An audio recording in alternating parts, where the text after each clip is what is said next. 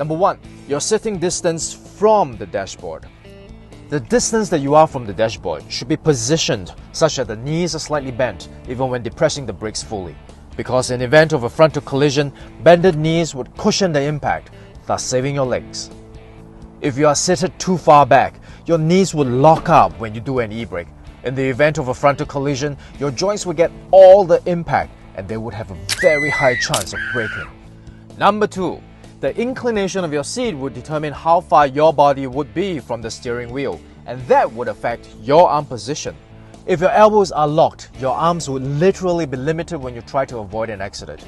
Not only will you not be able to move fast enough to steer away from danger, in the event of a collision, like the locked knees, the impact will likely cause injuries to your elbows and shoulders. So the ideal position would be for your arms to be bent and in a relaxed position.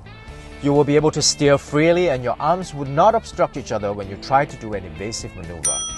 So a good way would be, with your shoulders against the back of the seat, adjust it to a point where your wrists can hang comfortably over the steering wheel. Number 3. The height of the steering wheel. Using your wrists as an initial guide, adjust the height of the steering wheel to a point where the cockpit is clearly visible. After that, our hands should be placed at the 3 and 9 o'clock position. This allows us to have a maximum range of motion when turning the wheel. Number 4. The height of the headrest. Many people have the impression that the headrest is for us to, rest our heads and relax when we drive. Yes, that's true. But the actual function of the headrest is actually to protect our necks from whiplash if our car gets hit from behind. When we suffer a real impact, our heads would snap backwards forcefully. If there is nothing to stop that sudden movement, we risk serious injuries to our neck.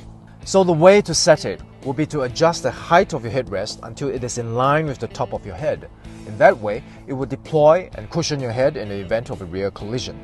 I believe no matter what kind of driver you are, this video can help all of us become safer drivers.